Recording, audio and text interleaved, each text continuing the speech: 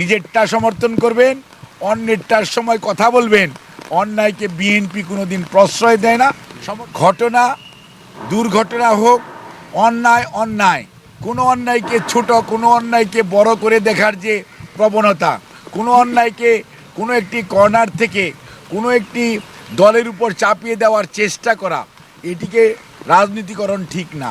অন্যায়কে মনে রাখতে হবে অলওয়েজ ব্যাড, এবং অন্যায়ের পক্ষে কোনো মানুষ, সচেতন মানুষ, রাজনৈতিক কর্মী থাকতে পারে এটা আমরা বিশ্বাস করি না।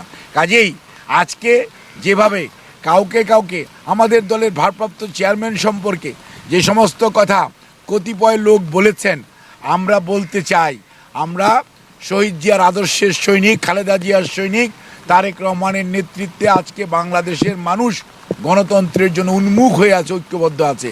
আমরা কোনো ষড়যন্ত্রে পা দিতে চাই না, কোনো প্রতি উত্তর দিতে চাই না।